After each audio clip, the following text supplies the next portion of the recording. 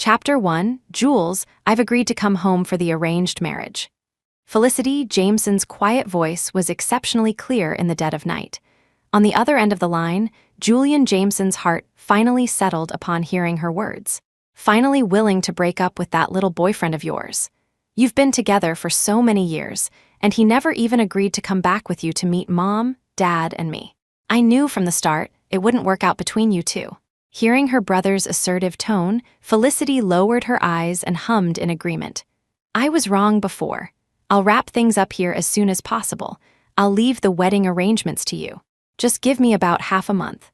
Don't you worry about the wedding, we'll handle the preparations. You just need to come back on time. The person we've chosen for this marriage is someone Mom, Dad, and I have carefully selected. His family background, personality, and looks are all excellent. He'll definitely meet your standards. Oh, right. When you come back for the wedding, remember to invite someone for me, my best friend from back in the day, Dylan Dalton. When you went off to Northwood City for university, didn't you stay at his place for a while? You owed him a lot for taking care of you back then. Make sure to invite him to the wedding this time.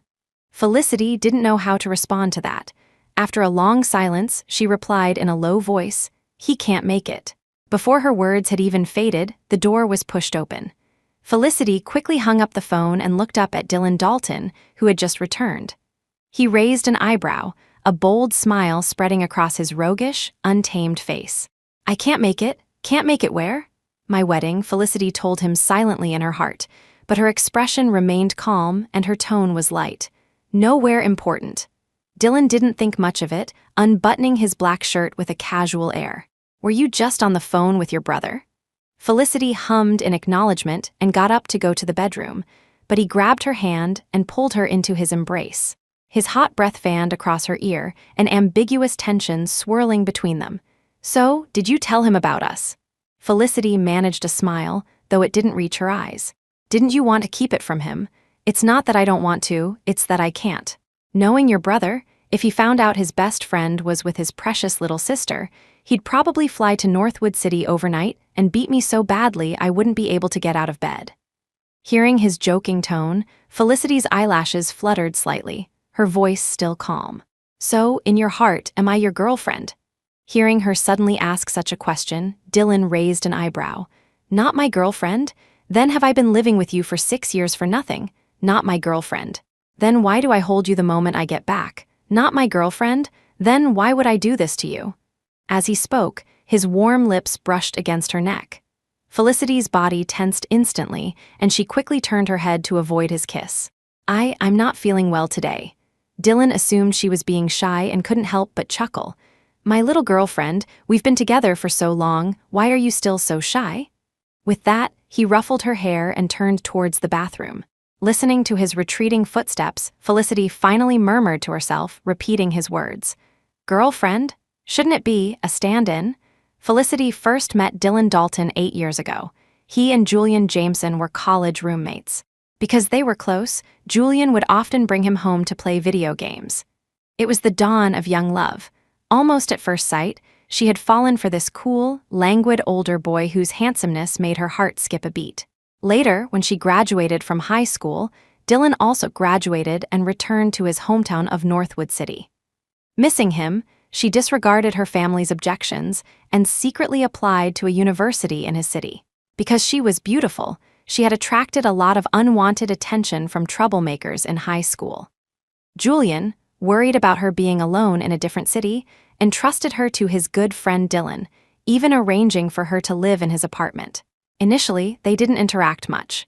She was busy with school, and Dylan was busy with racing and dating, his girlfriends changing almost every 3 days. It wasn't until her sophomore year of college that Dylan came home dead drunk, and she frantically took care of him. Late at night, she looked at the man who seemed to be asleep on the sofa. As if driven by an unseen force, she raised her hand, wanting to smooth his furrowed brow. The moment her skin touched his tightly closed eyes suddenly opened. Dylan casually lifted his eyelids, his voice lazy and magnetic. "You like me?" Her secret crush exposed, Felicity shot up. No, the man smiled languidly. "You don't? Then why do you blush every time you see your big bro?" Felicity hadn't realized he knew about every stolen glance. Just as she was flustered about what to do, the man chuckled, cupped the back of her head, and pressed a light kiss on her lips. She was lost in that gentle, lingering kiss, unable to pull herself away. After a night of passion, Felicity's once calm life underwent a seismic change. Dylan, a man who had seemed like a reformed playboy, appeared to settle down and focused on their relationship. She, too, repeatedly refused her parents' and brother's requests for her to return home for an arranged marriage, stubbornly staying in Northwood City, by his side. Her brother would always ask her, "Who is it in Northwood City that's kept you wild there for 6 years without coming back?" Every time, she wanted to reveal her relationship with Dylan, to tell everyone that she was with her brother's best friend. But Dylan always stopped her. She never knew why until a few days ago. Dylan had too much to drink at a party, and when she went to pick him up, one of his friends, also drunk, pointed at her and said regretfully, "How did such a beautiful girl end up being ruined by this rascal Dalt? I'm telling you, little sister, whatever you do, don't fall for Dalt. That guy, he's heartless. You and his ex, and the ex before that, you're all just Livia's stand-ins." That was the first time Felicity had heard the name Livia Lockwood. After that, she could never forget it. After much inquiry, she learned the truth. Dylan and Livia were each other's first love. In the year he loved her most deeply, Livia broke up with him and resolutely went abroad. He couldn't move on from the past and indulged himself, becoming a womanizer, constantly dating. And every girlfriend, more or less, bore Livia's shadow, including her. After graduation, he refused to inherit the family business and insisted on becoming a race car driver, all because of something Livia had said when they were young. "Guys who race cars are so cool. My future husband must be a racer." 6 years of youth and sincere affection turned out to be just an illusion. At that moment, Felicity made the decision to go home for the arranged marriage. She didn't want Dylan Dalton anymore, and she wouldn't love him anymore. Chapter 2, at 7 the next morning, Felicity's internal clock woke her punctually. As soon as she opened her eyes, she saw Dylan Dalton straightening his shirt in front of the mirror. His schedule was usually reversed. This was the first time in her memory that he was up so early. Hearing her stir, he turned around and saw her.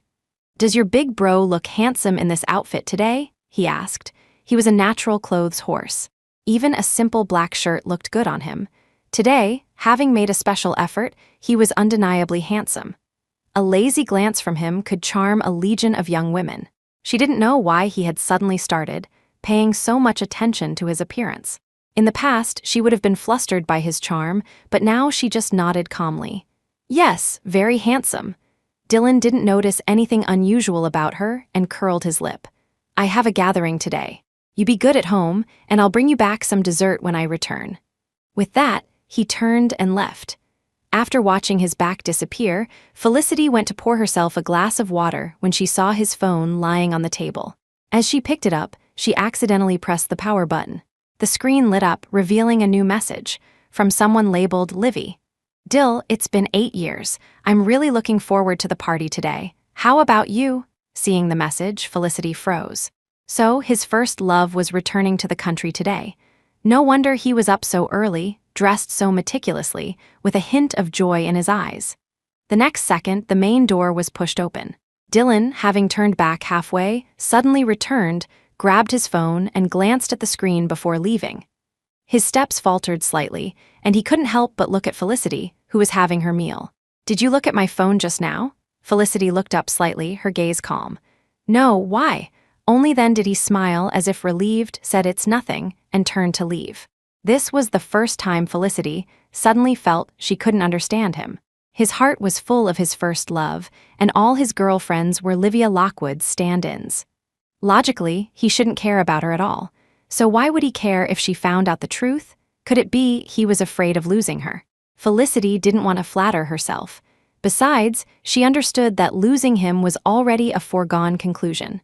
After breakfast, Felicity sat down at her computer and opened her drawing software. She was a comic artist. After returning home, she would be busy with wedding matters and probably wouldn't be able to work for a long time. Taking advantage of her free time now, she planned to finish the remaining manuscripts. After a busy morning, she packaged half a day's work and sent it to her editor, then had lunch. In the afternoon, while the weather was still good, she cleared out a lot of things. Matching couples' mugs, keychains, scarves, jackets. These were all things she had bought over the years, filling a large box. Seeing these items reminded her of Dylan's resigned expression whenever she presented him with something new and insisted he use or wear it. These are all things little girls like. Do you really want your big bro to take them out and be laughed at by my friends? Remembering his words, Felicity dragged the box downstairs and threw it, box and all, into the dumpster. Now, no one would laugh anymore. After dealing with it decisively, Felicity was about to go back when she turned and bumped into a cool embrace. Dylan, who had returned at some unknown time, had one arm around her shoulder and the other brushing away the bangs plastered to her forehead by sweat. What did you throw away? Why are you sweating so much? Just some useless junk. Felicity calmly made an excuse. Dylan didn't suspect anything and pulled her upstairs. The moment the elevator doors opened, the sanitation truck happened to arrive, rumbling loudly. Watching the box of items being carried away by the truck, Felicity finally looked away. Junk? How could there be so much junk? Actually, a single glance would have revealed something was amiss, but he didn't ask anything. It was simply because he didn't care. A hint of self-mockery flashed in Felicity's eyes. Her peripheral vision caught the smile that never left his face, and she was slightly stunned. Dylan had a pair of captivating, almond-shaped eyes. When he smiled, it was hard to look away. Perhaps knowing this, he almost always had a smile on his face. Others thought he was good-natured, but only Felicity knew his smile was merely superficial, never reaching his eyes. But today, all day long, when he smiled, his eyes carried genuine joy. He must have been really happy to see Livia Lockwood. As soon as they entered, Dylan noticed the apartment felt much emptier. He looked around, an expression of surprise on his face. Did we get robbed? Why does it feel like a lot of things are missing? Where are the mugs? The throw pillows are gone too? Just as Felicity was about to answer, Dylan's phone pinged several times. He glanced down at the messages, quickly forgot about the missing items, and headed to the study, instructing her before closing the door. "Fee, I have some things to do. You go to bed first, don't wait up for me." Felicity didn't ask anything and went back to the bedroom alone. The clock on the wall struck 12, and the phone under her pillow vibrated wildly. "Fifi, happy birthday. Happy 23rd birthday. Darling Fifi, remember to eat cake." Scrolling down, it was all birthday wishes. Her father, mother, brother, friends, classmates all those miles away had sent their blessings. Only her boyfriend, who was so close, seemed to have forgotten all about it. Chapter 3, because he had more important things to do. Felicity closed the half-watched movie on her laptop and clicked on the constantly popping up messaging app icon in the bottom right corner. It was Dylan chatting with Livia Lockwood. He didn't know his messaging app was logged in on the laptop, and she could see all their chats. She watched as the two of them talked about the past, the present, and then the future. In the long, dense string of conversation, Dylan never mentioned her once. Yes, after all, I'm just a stand-in for comfort. What's there to mention? She looked at the dense, still refreshing dialogue and pressed the power button. A dreamless night. The next day, Felicity was awakened by the doorbell. She rubbed her eyes and walked into the living room to see Dylan, who had woken up at some point, holding a bouquet of flowers and a birthday cake as he turned around. "Fee, did you order a cake? Why the sudden craving for cake?" The room was silent for a few seconds before Felicity slowly spoke. "It's my birthday. It must have been sent by a friend." Hearing this, Dylan froze on the spot. He subconsciously glanced at the wall calendar and only then realized it was July 12th. He had actually forgotten her birthday. A flicker of guilt crossed Dylan's eyes. He quickly put down the items in his hands and ushered Felicity back to the bedroom. "It's your birthday today. Let's go out on a date. What do you want to eat?" "No need, let's just celebrate at home." Felicity declined the suggestion, but Dylan insisted on going out to celebrate and even took a dress out of the closet and handed it to her. She couldn't win against him, so she had no choice but to freshen up and go out with him. The two went to their old favorite restaurant for dim sum, then watched the latest movie and browsed a few shopping malls. During their outing, Felicity went to the restroom. When she returned, she saw him on the phone, asking his family to help order a very expensive necklace. This necklace happened to be one she had taken a fancy to in a magazine half a month ago. Watching his eager look, Felicity felt a mix of emotions. She didn't quite understand what was going through his mind. He had remembered the necklace she had glanced at a few times, yet he had completely forgotten her most important birthday. Could he really not distinguish which was more important? Thinking about it carefully, he probably could. Before Livia Lockwood returned, he had treated her, his stand-in, as a source of comfort, so he cared about her in every way. But after Livia returned, he had shifted all his attention to Livia. So, he had forgotten everything related to her. Throughout the morning, Felicity couldn't quite lift her spirits, lacking interest in everything. Dylan noticed her distraction and ruffled her hair. "Why does the little birthday star seem unhappy? Are you not satisfied with my arrangements for today?" Thinking about it now, he always liked to ruffle my hair. Subconsciously, he always thought of me as a sister, not a lover. Felicity shook her head. Just as she was about to say she was tired and wanted to go home, Dylan hailed a cab and gave the address of a mountain villa. Meeting her surprised gaze, he raised an eyebrow. "Didn't you always say you wanted to meet my friends? Everyone's free today, so I'll take you to meet them. Will that make you happier?" This unexpected plan made Felicity stare blankly for a moment. Previously, Dylan had been unwilling to meet her family and friends, so she had thought of meeting his. But every time, he would come up with various excuses to refuse. Over time, she had stopped mentioning it. Now that she was about to leave Northwood City, he, driven by a little guilt, wanted to take her. Truly, the ways of the world are full of twists and turns. She quietly watched the scenery flash by outside the window and ultimately said nothing. The taxi stopped halfway up the mountain.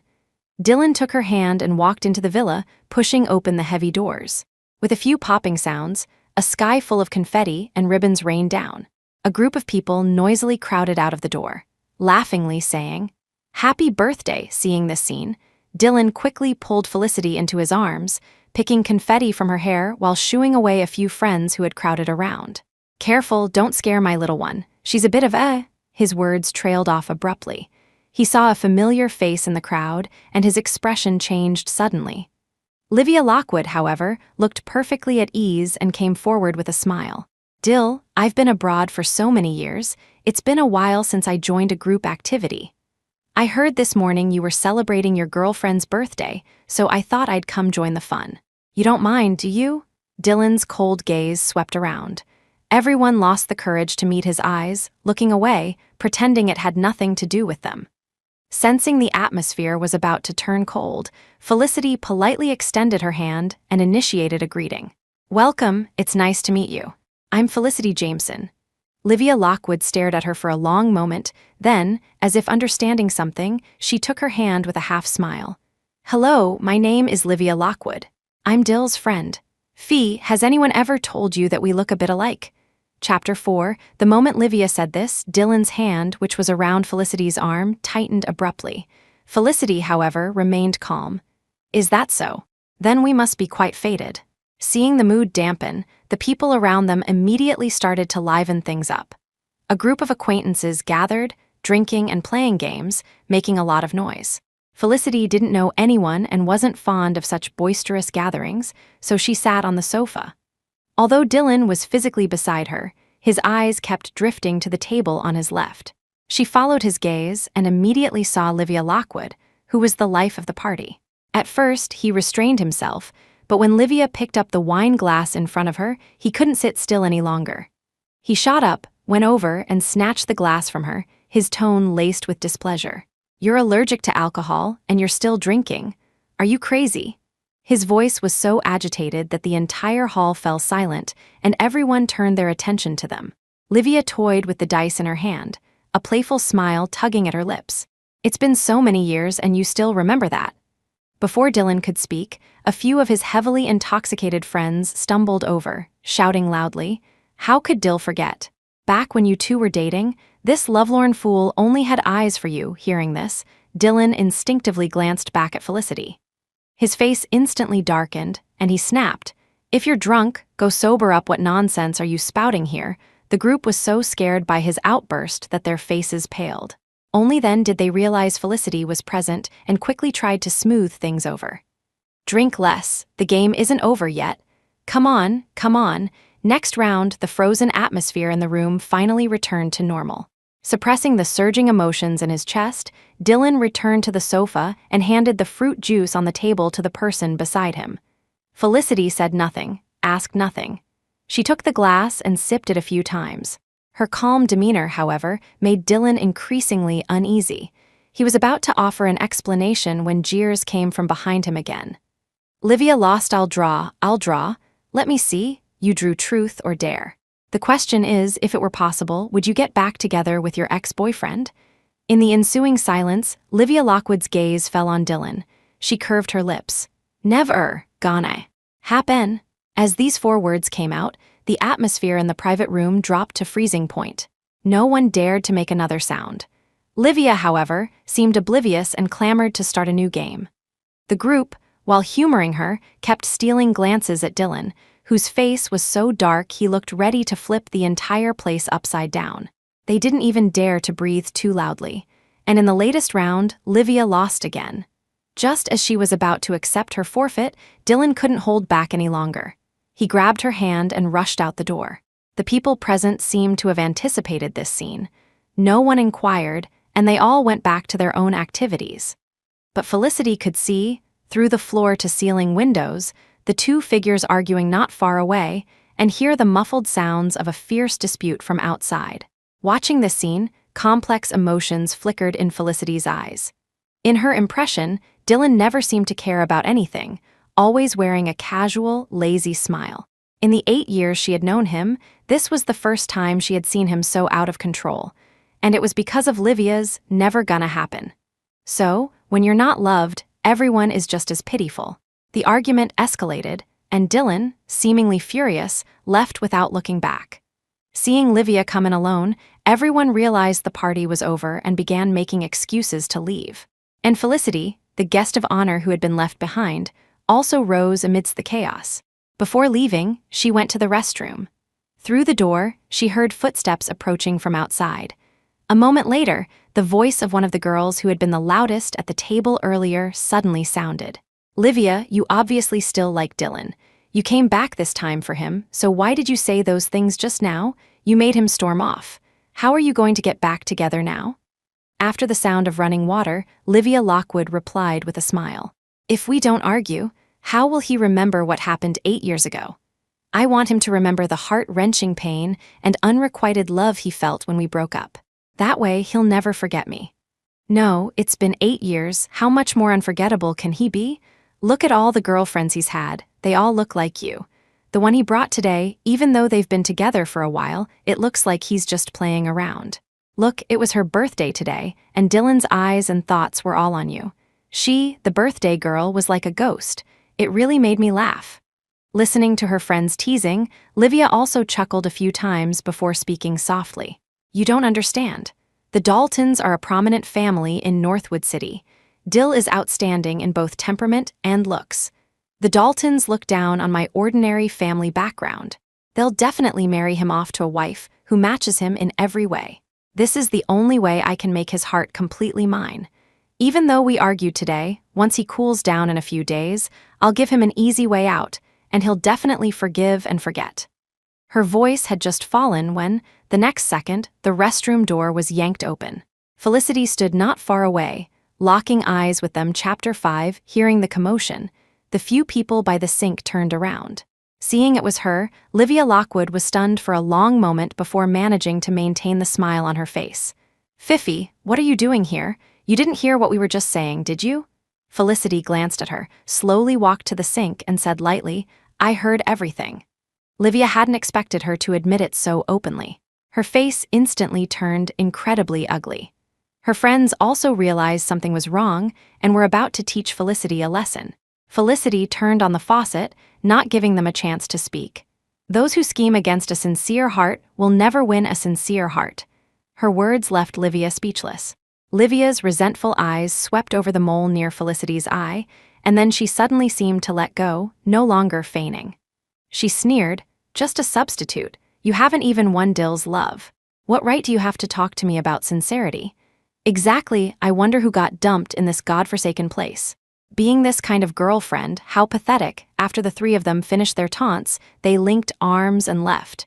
Felicity didn't pursue them.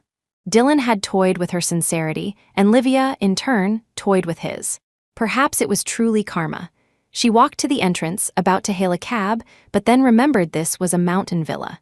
Sure enough, several ride-hailing apps showed no vehicles nearby.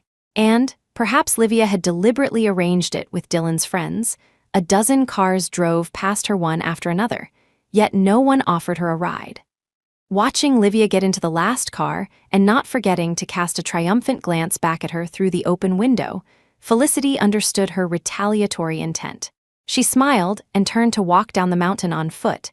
The evening breeze made her skirt flutter. The surroundings were extremely quiet, only the incessant chirping of cicadas accompanied her. She emptied her mind, many memories flashing through her thoughts, scene after scene like a movie, giving her a sense of unreality. Love, substitute, returning home, birthday, sincerity. She suddenly felt a little curious. If Dylan knew that his 8 years of torturing himself for his first love were merely Livia's tactic of playing hard to get, how would he feel? It was already 8 o'clock in the evening when she got home. Felicity took off her shoes, looked at the several blisters rubbed raw on her feet, and hissed in pain as she took out the first aid kit. After tending to her wounds, she was exhausted. She washed up and went asleep. When she woke up the next day, everything in the room was no different from yesterday. Felicity wasn't curious about where Dylan had gone. She got up and changed the dressing on her wound.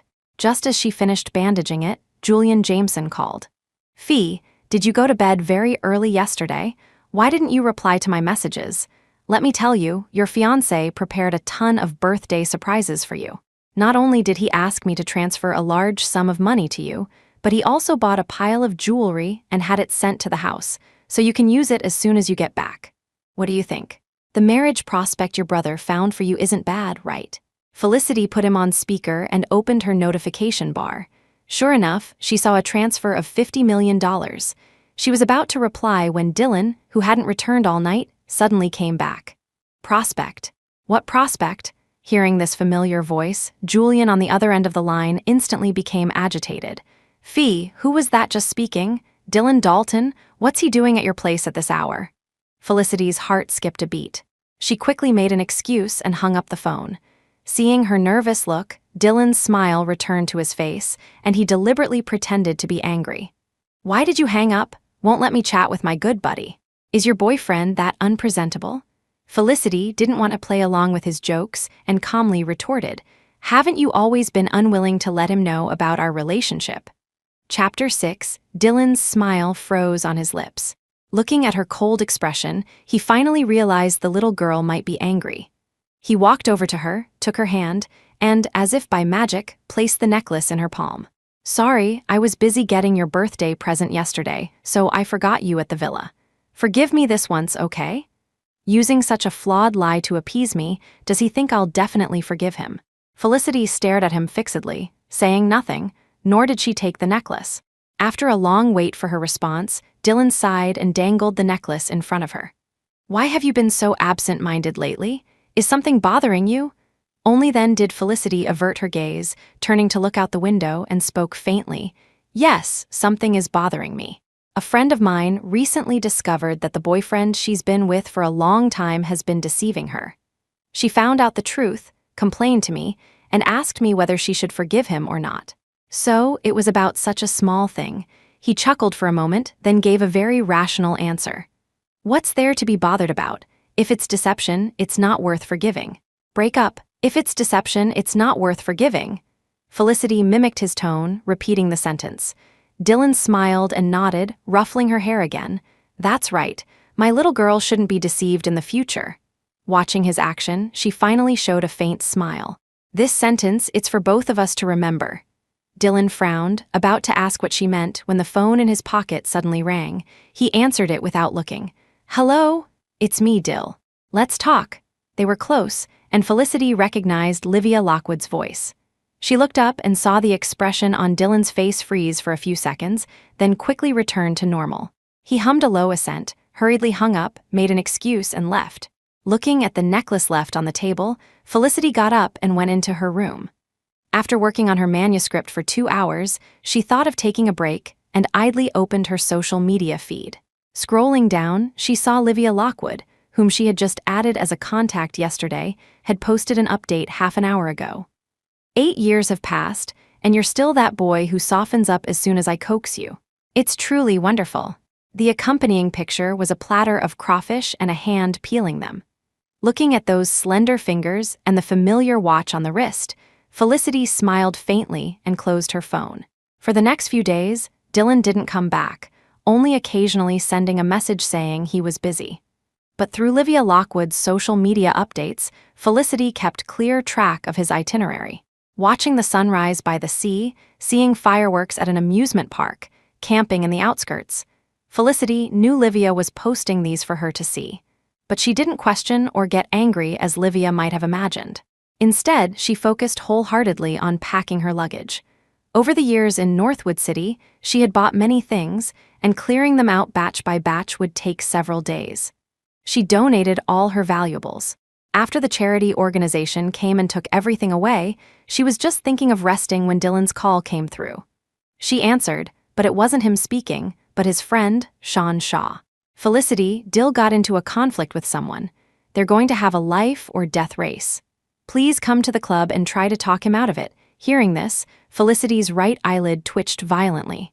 After hesitating for a long while, she finally grabbed her keys, hailed a cab, and rushed to the club.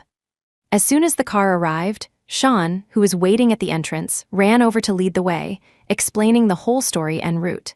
A few days ago, Livy saw a pair of earrings she liked at an auction.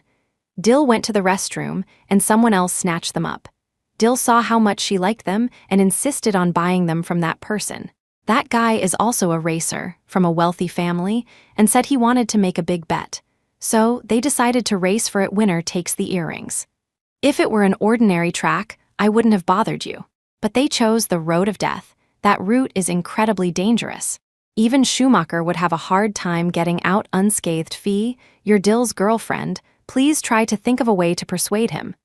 Chapter 7. By the time the two of them arrived at the scene, it was already too late. Several of Dylan's friends stared at the live feed on the big screen, their hearts in their throats. Too late, they're already on the road. If anything happens, how are we going to explain this to Mr. Dalton Sr.? Spit it out, don't say such unlucky things. I knew it as soon as Livia Lockwood is involved. This kid goes crazy, like 10 horses couldn't hold him back before. It was just fights, at most a demerit. Now he's even gambling his life. He's truly possessed. Hearing these complaints, Sean Shaw, still catching his breath, quickly elbowed his friends. The guys turned around, saw Felicity, and finally shut up.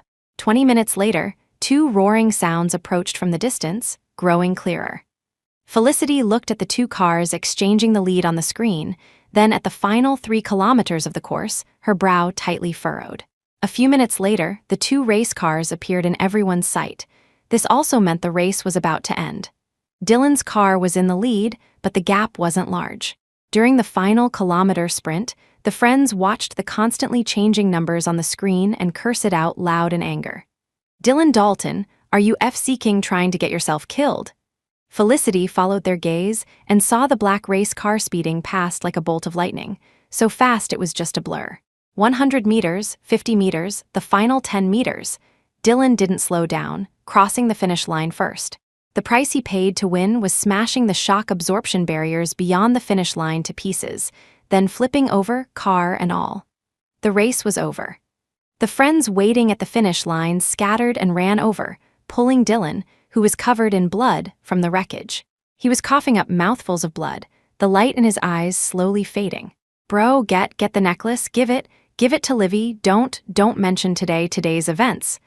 Before losing consciousness, Dylan left only this last and only sentence. It was for Livia Lockwood. It had nothing to do with Felicity Jameson, who was waiting nearby. Dylan had come very close to shattering the bones in his left hand. His career was nearly cut short. After the surgery, he remained unconscious, yet he kept murmuring Livia Lockwood's name. Watching him still terrified and afraid of loss even in his dreams, Felicity silently looked away. A night passed, and the effects of the anesthetic wore off. Dylan opened his eyes and saw the haggard face of the person keeping vigil by his bedside. His heart softened. You've been watching over me all night, didn't you rest? Felicity pressed her temples and hummed a soft affirmative. He saw the exhaustion in her eyes and tenderly rubbed her head. "You've worked hard." Felicity's tone was calm. "It's no hardship. You're my brother's best friend. It's only right that I take care of you."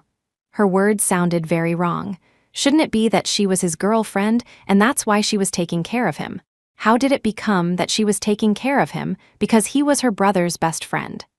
Dylan subconsciously realized the little girl was angry because he had participated in a life or death race for someone else. He was about to explain, but the words died on his lips, feeling inappropriate no matter how he phrased them. Fortunately, Felicity didn't ask him. He then changed the subject. "Who came to visit me during this time?" "Your dozen or so friends and the club manager." The smile on Dylan's face slowly faded, replaced by an icy coldness. But he wasn't ready to give up. The corners of his lips turned up slightly, but there was no smile in his eyes. Just them, no one else. After seeing her nod, his expression turned abruptly cold, and he didn't speak another word for the entire morning. Felicity knew who he was waiting for, but she didn't say anything. Dylan stayed in the hospital for a few days, and Felicity stayed by his side without leaving for those few days. On the day of his discharge, he looked at her gaunt face, a trace of heartache in his eyes. "Fee, thank you for these past few days." Felicity picked up her luggage, her expression calm. "No need to thank me. Since I came to Northwood City for university, you've been taking care of me at my brother's request. Consider this my way of repaying your kindness. Although a few days can't compare to a few years, I probably haven't caused you much trouble during my years in Northwood City, so let's call it even." This was the second time she had distanced their relationship. Hearing this, Dylan felt something was off and couldn't help but glance at her. "We're boyfriend and girlfriend. What's this talk about repaying kindness? Aren't I going to continue taking care of you in the future?" Felicity avoided his gaze, her voice barely audible. "There won't be a future." Chapter 8. After returning home, Felicity received a call from her editor. "Felicity, dear, your comic became a huge hit as soon as it was released. Readers are clamoring for a sequel. What are your thoughts?" Felicity had been busy at the hospital these past few days and had only just learned about this. The editor strongly hinted that she should strike while the iron was hot and draw a sequel, but she politely declined. Because the entire comic was a true love story based on her and Dylan, and she had ended it before the truth was revealed. To continue drawing would just be an inferior addition.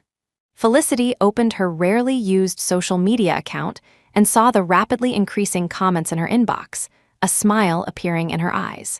Seeing her finally a bit happier, Dylan also came over and started teasing her again. "The comic's getting good feedback? How about I throw a celebration party for my little comic artist?" Before Felicity could stop him, he had already sent out countless messages. She could only swallow her refusal and find another topic. "The comic, have you read it?" "No, I can't get into shoujo manga. What's it about? Just tell me." He hasn't even read it, and he wants to throw a celebration party. It's just an excuse to see Livia Lockwood, isn't it? Watching Dylan's fingers fly across the keyboard, his expression nonchalant. Felicity didn't waste her breath and got up to go to her room. This celebration party was held in the hotel ballroom. Livia Lockwood indeed came, but not alone. She brought a male companion, and the two were chatting and laughing, arm in arm. When Dylan saw this, he nearly crushed the glass in his hand. Felicity paid no attention to his mood and got up to go to the restroom. When she came out, she noticed a "under-maintenance" sign at the entrance and was wondering if something had happened when a figure suddenly appeared from around the corner.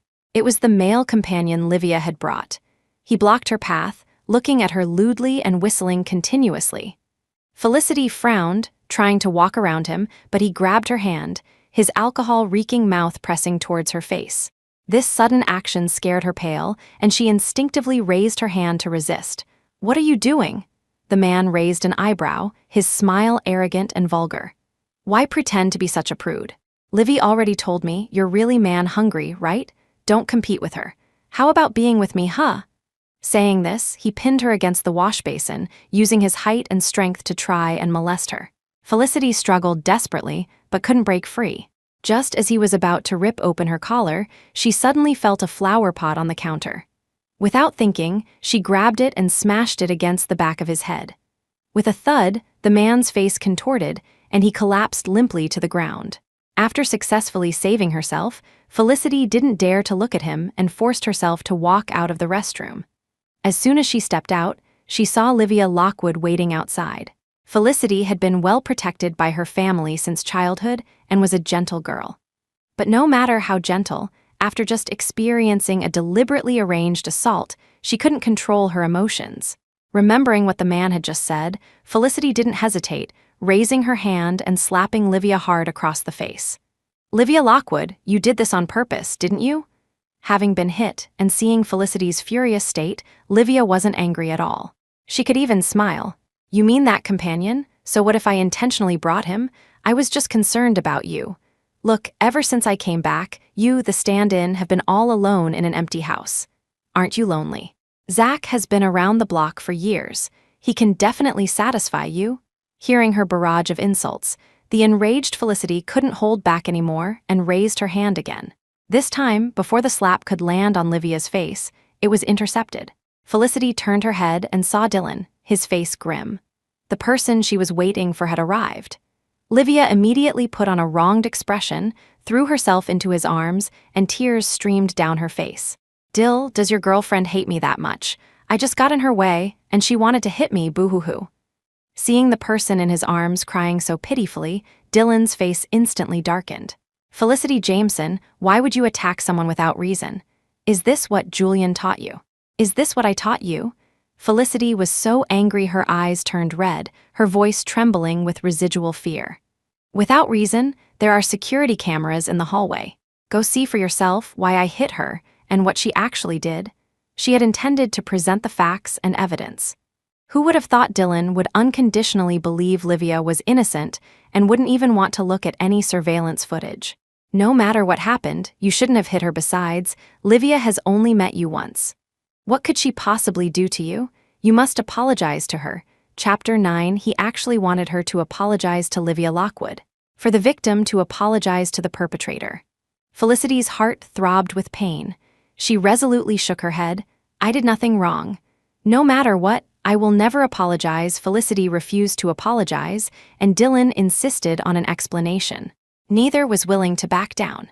Livia, afraid that dragging it out further would expose her, lifted her tear-filled face and pulled him, wanting to leave.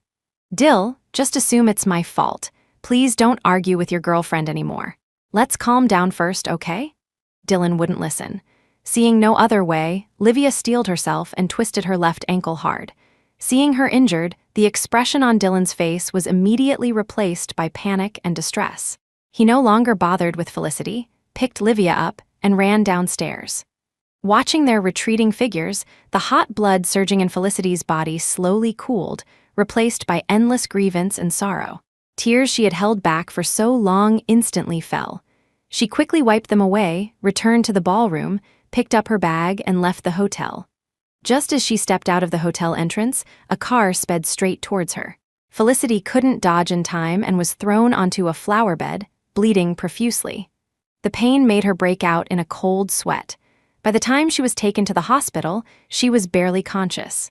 The nurse, seeing how badly injured she was, used her fingerprint to unlock her phone, found the pinned contact in her messaging app, and made a voice call. After a dozen seconds, Dylan's low voice, still laced with anger, came from the phone. "Livia is injured, so I didn't pursue it with you, but that doesn't mean you're not at fault. You must come over and apologize to her." The nurse was stunned for a moment, then reported Felicity's condition truthfully. Dylan was still furious and didn't believe such a coincidence could happen. Even if she really was in a car accident, she still has to apologize before I'll go over and sign anything. With that, he hung up, regardless of the reaction on the other end. The nurse had no choice but to forcibly wake Felicity and ask if she could contact any other relatives. She didn't want to worry her family, and she couldn't think of anyone else. She could only endure the severe pain and, with a hand still dripping blood, tremblingly sign her name on the surgical consent form. The surgery was successful, but she had to stay in the hospital for a few days for observation. Felicity was alone in the hospital, with no one to care for her. She had to drag her ailing body to do everything herself. A few nurses nearby were chatting idly, saying that young Master Dalton's little girlfriend was injured, and he had booked the entire floor upstairs for her, personally taking care of her with gentle patience every day. It seemed he was very fond of her. Felicity lay in her hospital bed, listening silently. She took out her phone, cleared all her past relationship posts one by one, and then deleted all of Dylan's contact information. On the day of her discharge, she went to handle the procedures alone and happened to bump into Dylan at the elevator, carrying Livia back to her room. She gave them a cold glance, then turned her head away and walked towards the staircase. Dylan caught sight of her in his peripheral vision, but by the time he reacted and turned around, there was no one there. He subconsciously thought he was hallucinating. After all, Felicity was so afraid of pain. When her knee was hit by a ball in school, he had held her and comforted her for a long, long time. If she had really been in a car accident, how could she have endured the grievance and not told him? After returning home, Felicity called a housekeeping service and had them throw away everything she had previously cleared out. Then she walked into the study and tore up the diary she had kept for 8 years, page by page. The thrill of love at first sight at 15, the courage to go north alone for him at 17, the joy of her wish coming true at 18. The girlish feelings that had trapped her for 8 years completely vanished on this day. She placed the breakup letter where Dylan would see it as soon as he returned, pushed her last bit of luggage out of the house, and went downstairs to hail a taxi. The driver saw she was injured and quickly helped put her suitcase in the trunk. She turned back, wanting to take one last look at the city she had lived in for 6 years, but her gaze met a familiar pair of eyes. Dylan had just gotten out of his car. Seeing her, his expression softened considerably. Going out, Felicity looked at him quietly, the love once in her eyes now gone. "Is there something you need?" Dylan didn't notice, only thinking she was still unwilling to yield, a hint of helplessness flashing in his eyes. "Came back to get something, and I wanted to talk to you." "No." Before Felicity could finish her refusal, Dylan's phone rang. He answered it, and his brow slowly furrowed. After hanging up, he turned back, opened his car door again, and hastily left a sentence before getting in. "Since you haven't calmed down yet, we'll talk next time. Be careful when you go out and remember to come back early." Come back? I'll never come back. Only when the car was out of sight did Felicity get into the taxi, urged by the driver. She closed the car door, looking at the weather outside that threatened an imminent storm, her eyes like stagnant water without a ripple. "Miss, where to?" "The airport." Chapter 10. A few hours later, the plane landed safely in Shanghai. As soon as she exited the arrival gate, Felicity saw her family waiting at the entrance and quickened her pace. From a distance, Julian Jameson noticed the bandage on her hand, hurried forward to take her luggage, his eyes filled with distress. "How did you get injured? Why didn't you tell us?" Marcus and Alina Jameson also saw it, their faces falling. They carefully examined her wound. "Does it hurt? If something happens, you have to tell Mom and Dad so we can come pick you up." "It's wrapped so tightly, it must be a serious injury. Let's skip dinner and go to the hospital right now." Having been injured for so long, this was the first time Felicity had been cared for like this. The suppressed grievances and sorrow in her heart could no longer be held back and streamed down as tears. Seeing her daughter cry, Alina's eyes also reddened. Marcus and Julian became anxious, immediately taking out their phones to contact a doctor. Seeing everyone worried about her, Felicity felt a little embarrassed. Wiping her tears, she sobbed as she comforted them. "Dad, Mom, Jules, I'm fine. It's not a serious injury. It's just been too long since I saw you all. I missed you." Hearing this, the three of them finally relaxed. Julian patted her head, his tone full of indignation. "Who told you to run off so far? You refused to come back after graduation, no matter what. Now you know how good home is, huh?" Seeing her son acting like a domineering older brother again, Alina reached out and tweaked his ear, lecturing him as they walked. "Yesterday you were grumbling about the weather for half the day, worried the plane would be delayed. Today Fee is back and you're putting on an act again. If you had cared a little more about your sister, wouldn't she have come back sooner?" Watching Julian get disciplined, Felicity burst into laughter through her tears. The dark clouds that had lingered in her heart for so long slowly dissipated under her family's care. Her mood was like the warm summer sun outside the window, brilliantly radiant. Because Felicity said she was hungry, the family went home to eat first. Whether it was because her mood had improved or because the home-cooked food was exceptionally fragrant, she ate half as much more than usual this meal. After dinner, she felt a little drowsy and was about to go to her bedroom to rest when Julian insisted on dragging her out. Mom and Dad said you need to see a doctor about this injury so they can rest assured. Just come with me obediently. Since he brought up their parents, Felicity had no choice but to yawn and get in the car. Along the way, the siblings chatted about everyday family matters, and Felicity gradually woke up. She looked at the increasingly deserted streetscape outside the window, searched her memory, and hesitantly spoke. Is this the way to the hospital? Who told you we're going to a hospital? The doctor I'm taking you to see is no ordinary hospital doctor, you know. Felicity knew at once that her brother was up to his old tricks again. It was probably another of his friends who had returned from studying abroad, someone he was deeply proud of, and just had to show off in front of her. And Julian didn't disappoint her, rattling off a long list of this doctor's titles. Something about being the youngest medical professor in the country, the founder of some discipline, a whole jumble of things. Felicity, very obligingly, made sounds of admiration, and then, under Julian's proud gaze, deliberately asked him, Jules, your friend is so young yet so composed, mature, and influential. Why are you, at 27, still getting your ear tweaked by Mom?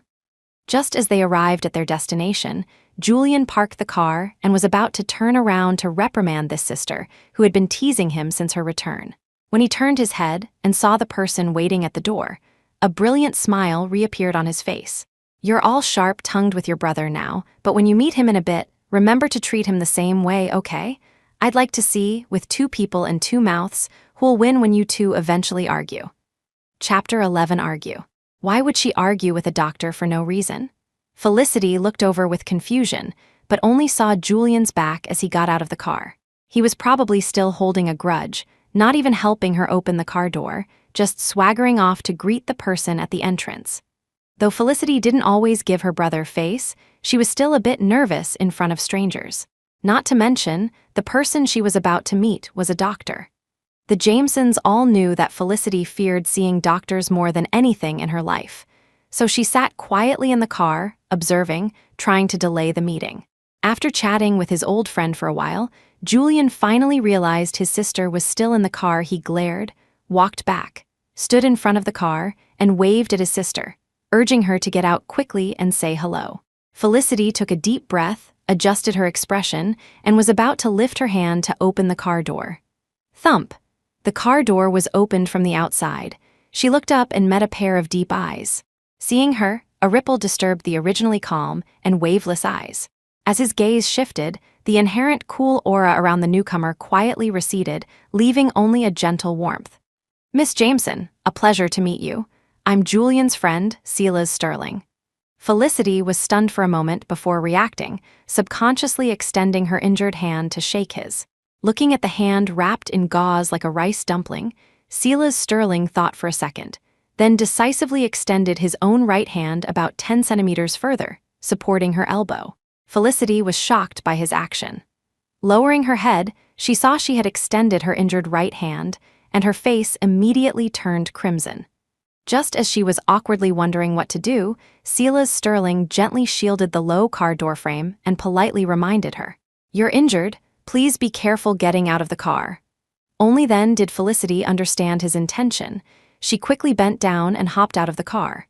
As soon as she landed, she swiftly withdrew her right hand and nodded slightly in thanks. "Thank you. You're welcome." Julian, who had been watching the show from the side, saw his sister's flushed ears and couldn't help but burst out laughing on the spot. Both of them turned their heads at the sound. He quickly covered his mouth, pretending nothing had happened. "I've completed my orders from above.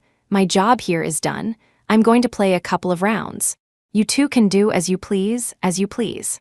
With that, he bolted as if his soles were greased, striding confidently and familiarly towards the golf course behind the villa. Leaving her here with a doctor she just met. What kind of brother was he? Felicity gritted her teeth, silently cursing him to take a big fall. Silas Sterling, however, was quite at ease. After gently closing the car door, he made an "please enter" gesture towards Felicity. Out of respect for the doctor, she didn't even dare to lift her eyes, silently following 3 steps behind him. Once in the living room, she consciously took a seat on the sofa. Silas Sterling went upstairs and came down with a large box.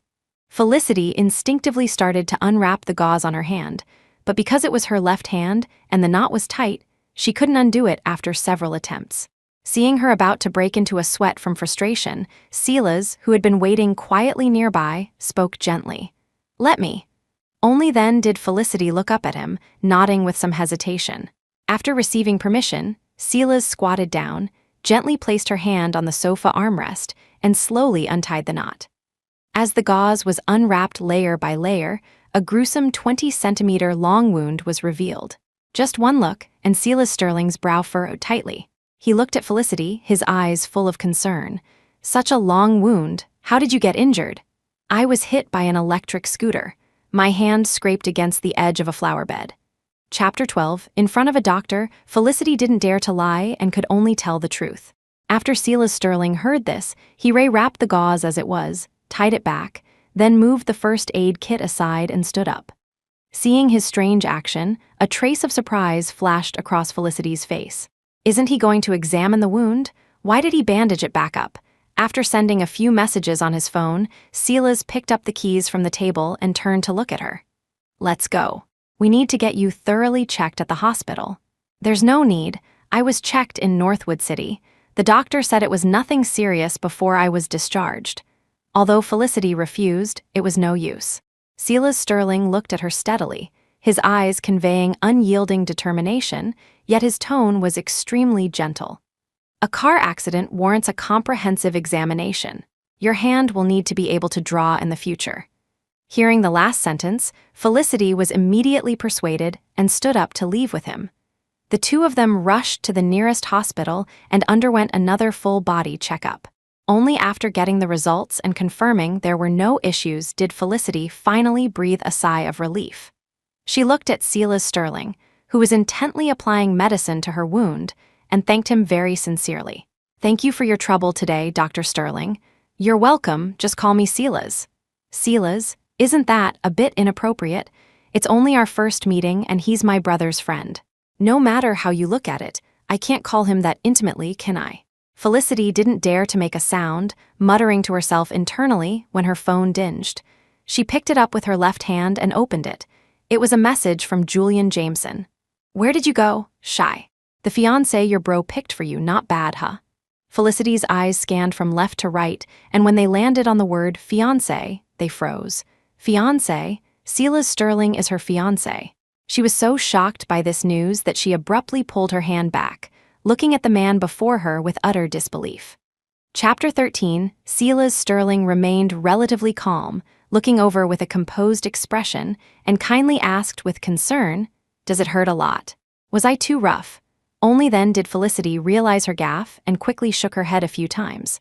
Seeing that she didn't seem to be in pain, but rather startled, Silas, while reflecting on his recent words and actions, gently pulled back the hand he hadn't finished treating and continued his work. After learning the truth, Felicity held her breath, her eyes frequently darting towards the man in front of her, secretly observing him. His eyelashes are long and curled, a bit enviable. His fingers are slender, very suitable for some nail art or something. His hair is thick, doesn't quite look like a medical student. In the time it took to apply the medicine, a dozen thoughts raced through Felicity's mind, and the more she looked, the more absorbed she became. When Silas finished bandaging her hand and looked up, he met her appraising gaze, a hint of surprise flashing in his eyes. "What's wrong?" "Dr. Silas, bro I mean Silas." In a few seconds, she switched between 3 forms of address, each feeling inappropriate, ultimately creating an awkward appellation. Seeing his questioning gaze, Felicity hesitated and struggled for a long time before deciding to ask tactfully, "The jewelry at my house, did you pick it out personally?" Silas Sterling nodded slightly. "Yes, don't you like it? When you have time, we can go pick out some more." Felicity quickly shook her head, forcing a bright smile. I like it very much." After several hours together, he finally saw her smile. Although this smile didn't seem entirely genuine, the hidden worry in Silas Sterling's heart slowly dissipated. At least for a first meeting, the initial impression was pleasant. That was enough. Livia Lockwood stayed in the hospital for a week, her bones practically softening from lying down. On the day of her discharge, the rain that had been falling in Northwood City for 3 days finally stopped. After Dylan Dalton dropped her home, he turned to leave. She wanted to ask him to stay for a meal, but he frowned and made an excuse to decline. Watching his figure disappear through the doorway, Livia Lockwood dropped her feigned disappointment and picked up her phone to call a few of her girlfriends. Felicity Jameson is out of the hospital. I haven't seen her at the hospital these past few days. She's really got a lucky star to survive even that. Through the door, Dylan heard Livia's triumphant tone and his hand on the doorknob froze. Dill left, huh? He probably went to find her. It's fine, I'll just send a casual message later and he'll definitely come back. Zach Adler's head got bashed in. She really plays rough. Next time, we'll get more people. Let's see if she can escape then. Dill definitely trusts me. Felicity Jameson wanted to see the security footage, and he didn't even bother. You didn't see the look on her face then, otherwise, you would have laughed and given the game away on the spot. Livia's uninhibited complaints, one after another, struck Dylan's ears like thunder. Security footage. He suddenly remembered the situation before leaving the bar, and his whole body tensed. Did something really happen that day before he arrived? His hand unconsciously clenched, his brow furrowed tightly. After a few more laughs from the room, silence returned. But a monstrous wave had surged in Dylan's heart. He no longer cared about the car keys left inside, turned around, went out, hailed a cab, and rushed to the bar. Under the pretext of having lost something, Dylan successfully retrieved the security footage from a week ago. The footage showed Livia's friends clearing everyone out of the restroom. After Felicity went in, they placed a maintenance sign at the door and left. Then, the man Livia had brought, taking advantage of the empty surroundings, walked into the restroom. A few minutes later, Felicity ran out in a panic and slapped Livia, who was waiting at the door. The recording clearly captured their conversation. Dylan's face grew uglier and uglier as he listened to Livia's words. But what he found most difficult to accept was the video recorded by the camera at the entrance. Two of Livia's friends, riding an electric scooter, sped over and directly knocked Felicity out of the camera's frame. He remembered the phone call that night, and then Livia's words on the phone just now. He felt as if the blood in his veins had frozen. His heart pounded like a drum. He took out his phone to message Felicity. Just as he pressed send, a message failed notification and a red exclamation mark appeared on the screen. Felicity deleted his contact on the messaging app. The moment this thought emerged, Dylan's hand trembled uncontrollably. He quickly switched to the dialer and called her. After a long series of beeps, a cold female voice announced the call could not be connected, blocked his number too. Dylan felt as if something was stuck in his throat, making it hard to breathe.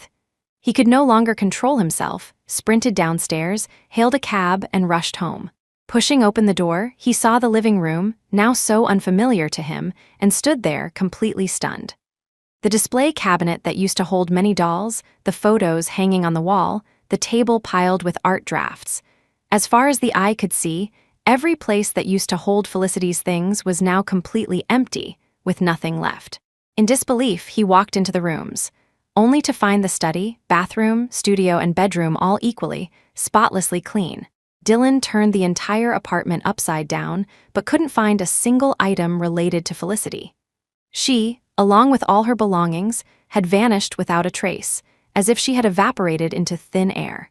But she had no acquaintances in Northwood City. Where could she have gone without a word?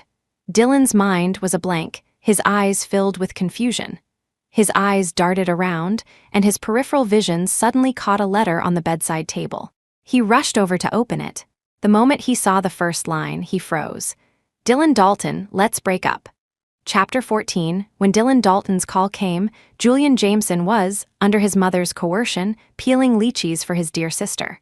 His hands were sticky with sweet juice, making it inconvenient, so he gestured for Felicity to get his phone.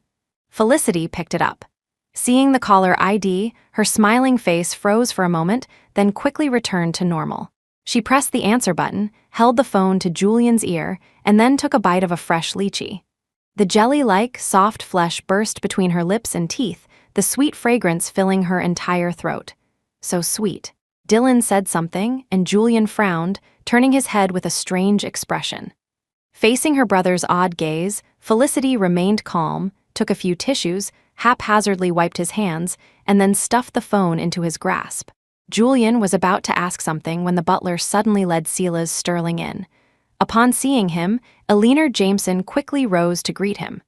After a few pleasantries, Silas sat down next to Felicity. With his brother-in-law present, the words on the tip of Julian's tongue were no longer appropriate to ask. Julian had to give up, took the phone, and walked outside before speaking with a scolding laugh. "Dill, what are you looking for my sister for? She's busy right now, no time to take your call." Busy for real or just an excuse? Dylan couldn't gauge the situation, his tone growing colder. "Her injury, is it serious?" Hearing this, a hint of surprise flashed in Julian's eyes. "You know she's injured too. Why didn't you let me know sooner? Otherwise, I would have gone to Northwood City to pick her up, and we brothers could have had a couple of drinks." Dylan's mind was consumed with why Felicity wanted to break up. He was in no mood to talk about drinking. He pressed his temples and steered the conversation back. "Is she really busy? I have something urgent to ask her. Is it really inconvenient?" Hearing his unusual tone, Julian glanced back and happened to see Silas peeling a lychee and handing it to his sister. A fond, almost maternal smile immediately spread across his face. "She's really busy. Would I lie to you, bro?" Hearing this smiling voice, Dylan's already flustered heart sank even further. He knew this was most likely an excuse. Julian had always doted on his sister. It must be Felicity who didn't want to take the call, so he made up an excuse to deceive him. He was frantic, but in front of his friend, he couldn't reveal too much. He could only suppress his agitation and was about to book a flight to Shanghai. Julian, on the other end of the line, seemed to remember something and exclaimed several times. "Are you free next week? There's a happy occasion at home. Are you coming to join the fun? Big E and Young X have already agreed to come, for my sake." Dylan was just looking for a suitable excuse to fly over. Hearing this, he immediately let go of the mouse and asked casually about the time. "When is it? Let me see if I'm free." "Next Friday. Even if you're not free, you have to make time for me otherwise. I'll rough you up next time we meet, 5 days later, not too long." Dylan agreed. Before hanging up, he, still worried, emphasized again. "Remember to tell Fee to call me back." Got it. I'll definitely relay young Master Dalton's words verbatim. "She's really busy right now. Whether she calls back or not is her business. Really busy? Isn't she injured? Her work should also be on hold. What could she be busy with?" Dylan was pondering this when he suddenly heard Eleanor's voice on the phone. "Julian, we're heading to the bridal shop first. You hurry over, bridal shop? Who's getting married?" Chapter 15, Dylan was about to ask, but Julian didn't give him the chance, hastily saying goodbye and hanging up. He sounded as eager as a groom. Thinking of this, Dylan recalled what Julian had just said. A joyous occasion, both roommates were going, and if he didn't go, Julian would rough him up. Is Julian Jameson getting married? No wonder Felicity left without a word. Dylan called his assistant, asking her to prepare a generous gift in advance and book a plane ticket. After all, Julian was a good friend he had known for 10 years. Now that he was getting married, Dylan couldn't go empty-handed. After arranging everything, Dylan looked at the empty room again, no longer feeling as panicked and helpless as before. He picked up the letter beside him and directly put it in the ashtray, burning it. Watching the leaping flames, he rubbed his eyes intending to rest when his phone screen suddenly lit up. He picked up the phone and saw it was a message from Livia Lockwood asking him to come over. His recently improved complexion darkened again. Remembering the words he had heard at her doorstep and the images he had seen on the bar's computer, he felt a chill deep in his heart.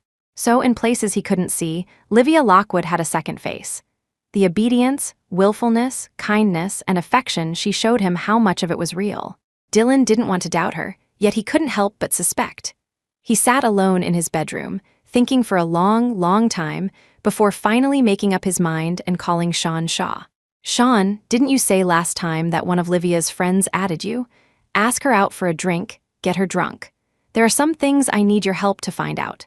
It wasn't until she walked into the bridal shop that Felicity finally felt the reality of getting married. Looking at the soft, cloud-like skirts, complex emotions surged in her heart. Once upon a time, marriage was indeed on her agenda. Only a few months had passed, and she was truly about to walk down the aisle. But the groom was no longer the person she had once chosen. Recalling the past, Felicity felt everything was hazy and dreamlike, as if she had watched a movie. Now, the curtain had fallen, she had walked out of the cinema, detached herself from the empathetic protagonist, and was ready to stride boldly into the future. And the one accompanying her, about to start a new story with her, would be Silas Sterling. She didn't know what the future held, how long this marriage would last, or whether she would regret making the decision to marry young.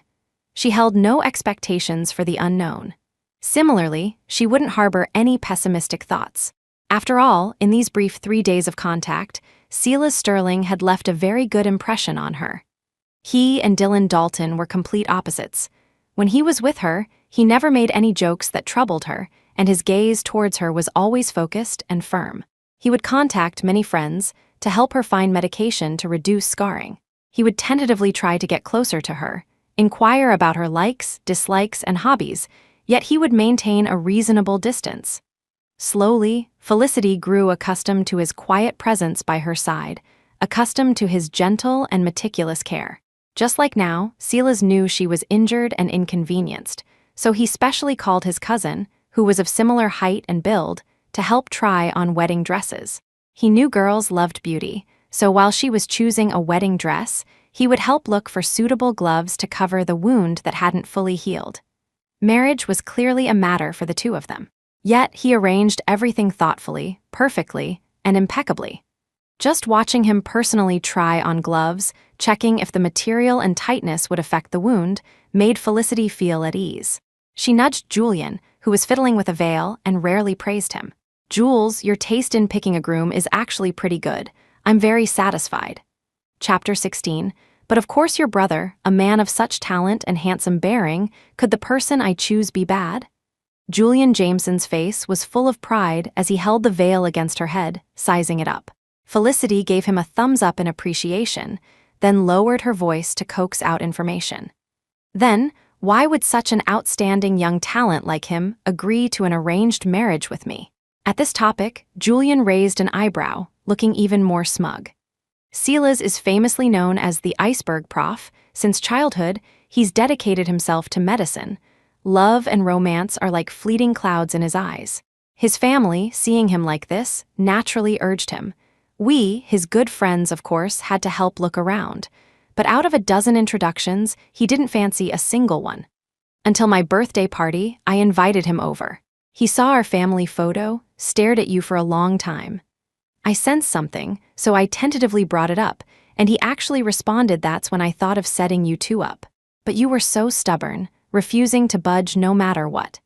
If he hadn't patiently waited for you for over half a year, you wouldn't have had such good luck, Felicity thought carefully. The first time she heard about the arranged marriage, it did seem to be about half a year ago. She didn't know about Livia Lockwood back then, so no matter how her family persuaded her, she hadn't agreed.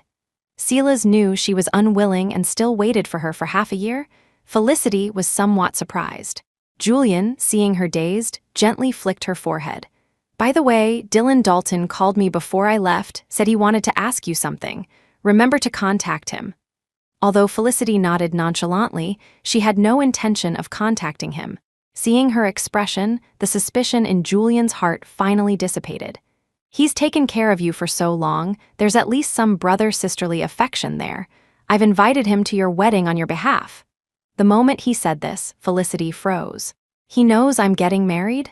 Julian squinted, trying to recall what he had said before leaving the house, missing the shocked expression on her face. "Forgot to mention that, but he should know it's you, right?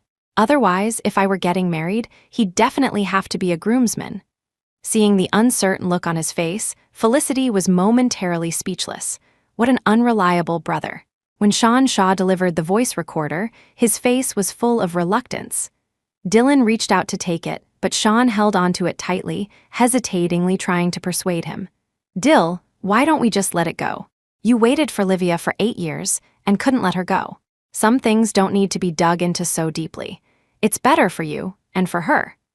Seeing his childhood friend speak so euphemistically, Dylan instantly realized that the content of this recording was probably even more complicated than he had imagined. His already wavering heart slowly sank into an endless darkness. His face darkened. He forcefully snatched the voice recorder and pressed play. "Daisy, I still don't understand why Livy suddenly wanted to break up and go abroad back then. Back then, it was Mrs. Dalton who talked to Livy. She said the Daltons would never agree to let her marry into the family and then gave her a large sum of money. Livy was young and got scared, so she took the money and went abroad. Later, we heard that several of young Master Dalton's girlfriends looked like Livy, so we jokingly mentioned it to her. When she found out, she immediately came back. She probably hadn't let go either. Since she hasn't let go, why not just tell Dill directly? Dill hasn't let go of her either. As long as she says the word, they can get back together. You don't understand. This is called playing hard to get, Livy said.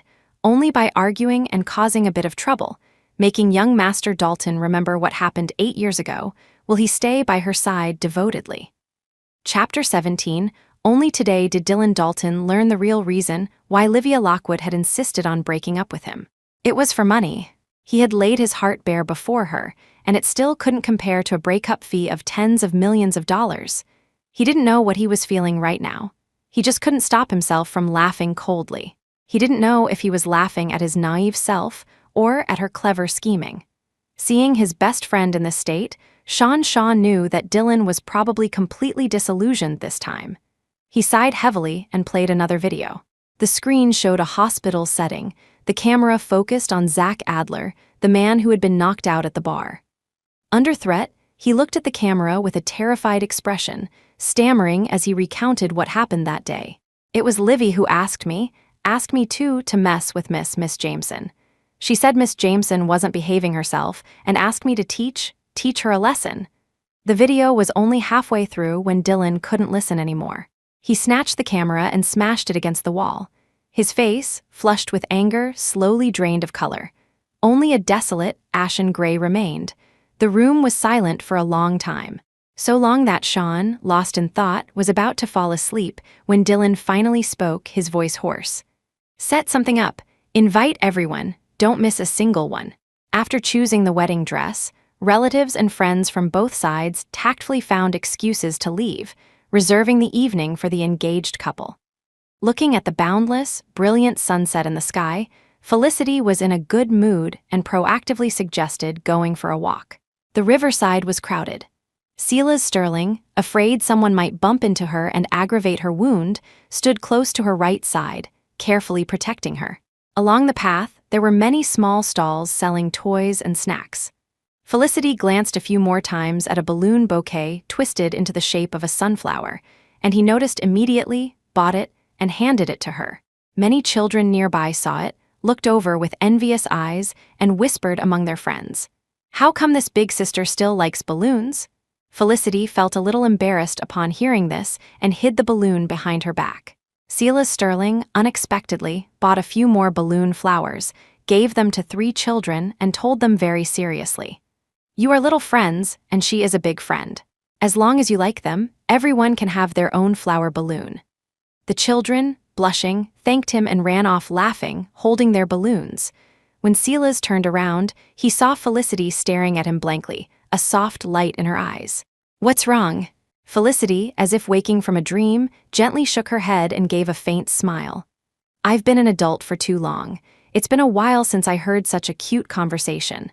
Then, when we have time in the future, let's go out for walks more often. Seeing more should also help with your creative work, right? Everyone is looking forward to your new comic." Hearing him suddenly mention her work, a trace of surprise flashed across Felicity's face. "You know I draw comics. Have you seen my work?" Silas Sterling readily admitted it. "I've seen it. It's very well drawn." Although the praise was simple, because it came from Silas Sterling's lips, Felicity was still touched. This was the first time she had heard someone close to her express approval for the dream she pursued. She lifted her eyes, looking at the sincere face so close to hers, and the thought in her heart grew firmer. "Then have you read the latest published comic?" Her tone was so natural that Silas was unsure how to answer, but in the end, he chose honesty. "I've read it." An expected answer, yet it made Felicity sigh with relief. She looked at the red sun gradually setting in the distance. The evening breeze blew her long hair, and even her voice became distant. "It's getting late. Let's have a cup of coffee. The true ending of that comic, I think you have the right to know." Chapter 18. The Dalton family owned a villa outside Cloudcrest Manor. It was usually deserted, but on this Tuesday evening, It was exceptionally lively. The young masters and ladies from Northwood City's elite circles who were friendly with Dylan Dalton had all received invitations and arrived punctually. Upon entering, everyone looked at the hall, decorated like a wedding venue, and exchanged puzzled glances. Young Master Dalton, is he proposing? Then the leading lady is. Everyone scanned the room, but didn't see the young girlfriend he had recently made public. So their gazes fell upon Livia Lockwood, dressed in a gorgeous gown, and they began to whisper. New clothes aren't as good as old, new people aren't as good as the old flame. It seems young Master Dalton still chose his first love in the end. Poor ex-girlfriend, probably doesn't even know why she was dumped. Listening to the whispers around her, and looking at the various roses filling the hall, Livia Lockwood's eyes were full of triumph. She knew Dylan Dalton would choose her in the end. He had loved her for 8 years, his heart unchanged. What right did Felicity Jameson have to compete with her? As the banquet was about to begin, a few of her girlfriends pulled her to the restroom, took out their portable makeup kits, and insisted on touching up her makeup. Young Master Dalton is about to propose in public, Livia. You have to maintain your best state. Exactly, those young ladies outside are going to be so jealous of you later. You have to outshine them all. Listening to her friend's flattery, Livia Lockwood couldn't stop smiling. She squinted her eyes, as if already seeing the blissful scene of her dreams coming true. Everything went as Livia Lockwood imagined. At the climax of the banquet, Dylan Dalton, who had not yet appeared, made his entrance in a black suit, accompanied by a suddenly playing romantic piano piece. He held a bouquet of red roses and, under the gaze of the entire room, walked up to Livia Lockwood, taking out a ring box from his pocket. The moment the box was opened, a 20-carat diamond ring was revealed, instantly drawing gasps of amazement from the crowd. Many sharp-eyed young ladies had already guessed the origin of this ring and exclaimed in surprise. Isn't that the eternal heart that sold for a sky-high price of $1 billion a while ago? Young Master Dalton actually has it. Proposing with this ring, young Master Dalton is truly deeply devoted to Miss Lockwood. These envious voices reached Livia Lockwood's ears, giving her even more confidence. She tilted her chin slightly, revealing her slender neck like a noble swan. But in front of Dylan Dalton, she still had to feign ignorance, so she raised her hand to half cover her lips, feigning surprise. Dill, what is this? Dylan Dalton didn't answer her, but instead showed her the answer with his actions. He took a few steps back, knelt on one knee, lifted those captivating, almond-shaped eyes, and asked with a beaming smile the question Livia Lockwood had longed to hear. Will you marry me? It's unknown who started it, but someone cheered, and the whole room erupted in a frenzy, like boiling water overflowing, with constant shouts and screams. Livia Lockwood was moved beyond words, and slowly extended her right hand. The word, will, hadn't even left her lips when the piano music eerily stopped. The romantic atmosphere that had been built up for so long vanished in an instant. The guests at the scene uniformly turned their heads, trying to see what had gone wrong, but couldn't find the problem. They could only tacitly shift their gaze to the star of the banquet, the planner of the proposal ceremony, Dylan Dalton. Livia Lockwood also felt her spirits dampened and pouted coquettishly. Dill, this piano music, I stopped it. Dylan Dalton told her the answer as he stood up. By the time he stood straight and looked up again, the smile on his face had completely vanished, leaving only a cold indifference. Seeing his change in expression, many people could sense that something big was about to happen. They all held their breath. Chapter 19, only Livia Lockwood, still immersed in the beautiful dream of being proposed to, pouted as usual, throwing a little tantrum. If you act like this, I won't say yes. Dylan Dalton nodded nonchalantly, dropping a sentence that made everyone in the room widen their eyes. Whether you say yes or not, it's not important, because the one I wanted to propose to was never you in the first place. Livia Lockwood looked at him with utter disbelief, her whole body trembling uncontrollably. What do you mean by that? What do I mean? Dylan casually tossed the flowers in his hand to the ground, then snap, he closed the ring box in his palm. It means the person I wanted to propose to is not you, Livia Lockwood. As his words fell, the entire hall was dead silent, only faint breathing could be heard. Dylan Dalton paid no mind to her current expression, turned around, bowed to the guests, and spoke with a smile in his tone. My apologies, everyone. Actually, today was just a proposal rehearsal. This Sunday, at the same place and time, I will propose to my girlfriend. I hope everyone can be there to witness it. Those who could mingle in this circle were all sharp individuals. They quickly realized that everything today was merely to embarrass Livia Lockwood. Everyone was happy to do Dylan Dalton this favor, pretending nothing had happened, and waved their hands. It's fine, we'll definitely be there to support young Master Dalton. Young Master Dalton even rehearses his proposal, so grandly Miss Jameson is truly fortunate.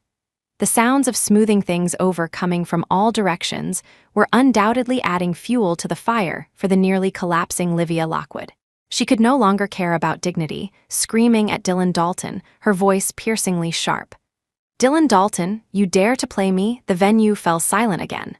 Dylan Dalton slowly turned around, resuming his nonchalant demeanor. "Play you? That's too harsh a word. I think help is better. Livia Lockwood, you're not even my girlfriend. Anyone with a brain knows I wouldn't propose to you, right? Why would you have such a misconception?"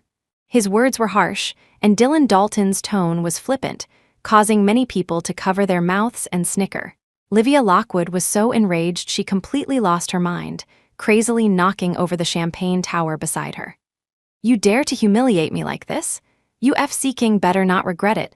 The surrounding guests screamed and scattered, but Dylan Dalton stood firm, letting the cold liquor splash onto him. He took out a handkerchief from his pocket, slowly wiping the alcohol stains from his face, not even deigning to spare her a glance. "Regret? I'm about to get married. What's there to regret? Regret angering you?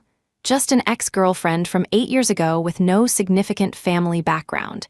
Is there any need to regret that?" Every word stabbed at Livia Lockwood's heart. Listening to the increasingly unrestrained ridicule from those around her, she couldn't hold back any longer, lifted her skirt, and rushed out of the hall. She had just reached the entrance when she was stopped by police officers who were just pushing the door open. "Livia Lockwood, right? Someone has reported that you are suspected in an attempted rape case. Please come with us." Seeing the police officers suddenly appear before her, Livia Lockwood was completely stunned. She whipped her head around and met Dylan Dalton's incomparably icy gaze. Zach Adler turned himself in, and the bar's surveillance footage has been handed over to the police. You can go in peace. Remember to tell the truth. Strive for a lighter sentence. Get out early. Maybe you can still make it to my wedding with Fee. Chapter 20. By Thursday evening, Dylan Dalton still hadn't received a return call from Felicity Jameson. He was extremely irritable, downing drinks while his eyes frequently darted to his phone screen. Sean Shaw knew what was on his mind and tried to console him. "She's definitely just throwing a little girlish tantrum, waiting for you to coax her. Everyone can see how much Fee likes you. How could she really want to break up? If you ask me, it's probably her instigating her brother to invite you to the wedding, just to give you a way out." Hearing these words, Dylan finally felt a little better. He watched the time, and at 9 o'clock, he immediately got up and headed for the airport. Sean drove him. During a red light, he looked at the several exquisitely packaged gift boxes in the back seat, his tone laced with a hint of sourness. "Isn't it just a college roommate getting married? Do you need to make such a big deal out of it? You even dug out your grandfather's most prized possessions. When I get married, you better not play favorites." Dylan glanced at him and tossed the pearl bracelet in his hand over. "What roommate? That's my future brother-in-law. Once I propose, we'll be family. Isn't it normal to give some treasures? Look at your unpromising face. Oh, calling him brother-in-law already. Fee hasn't said yes to you, yet you silently spirited away his sister. I reckon you're going to lose a layer of skin when you go to Shanghai this time." Hearing his teasing voice, Dylan's long depressed mood finally cleared. He had already made up his mind. This trip to Shanghai was, 1, to congratulate Julian Jameson, and 2, to meet the Jameson family and confess their relationship. As long as Felicity could forgive him and agree to marry him, even if it meant taking 10 beatings, he was willing. The wedding was held at Shanghai's largest outdoor hotel.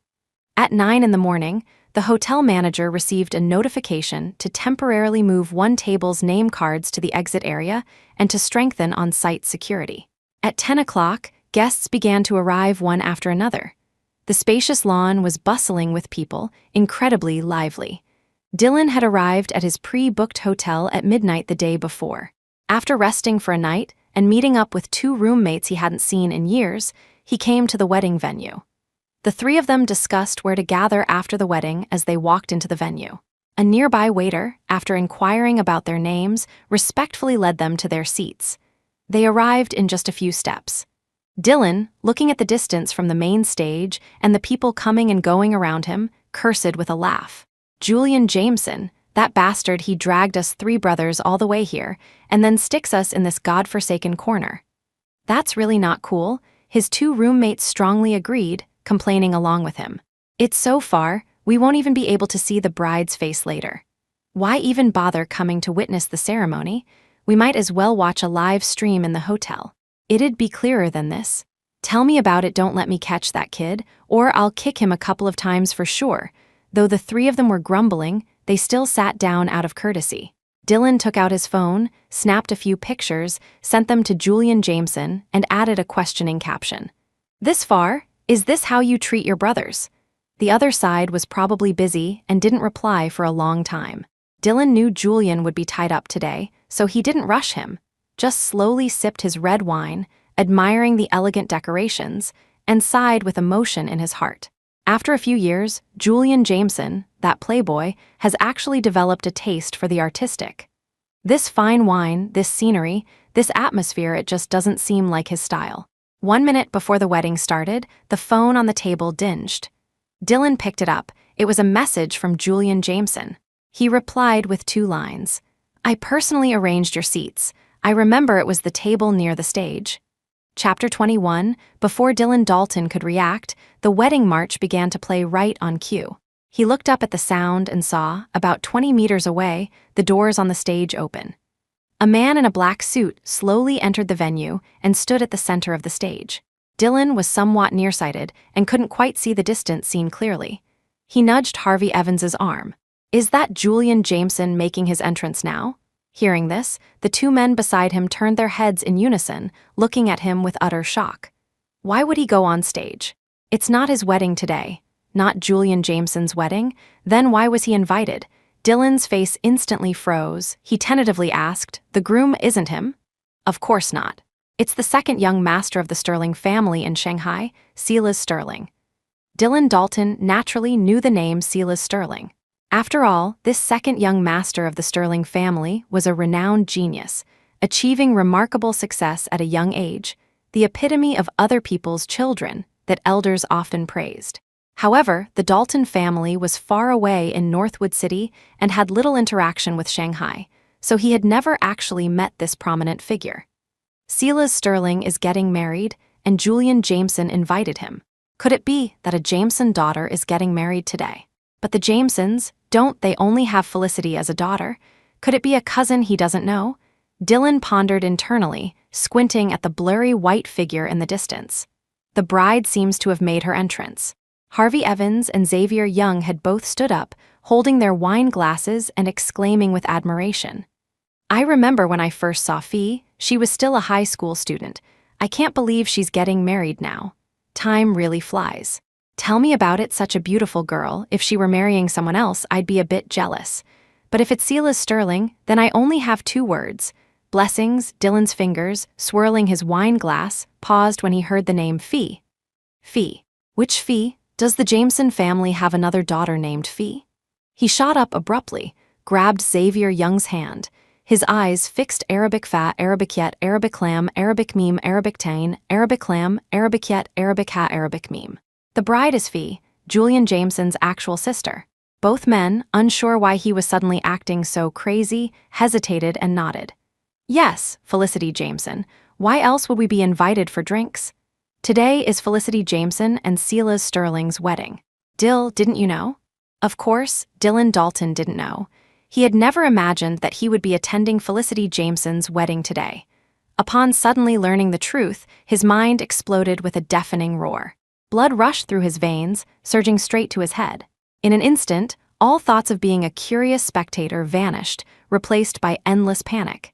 He could no longer hear any surrounding sounds.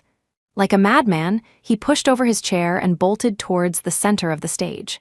Several security guards, seeing something was amiss, quickly chased after him.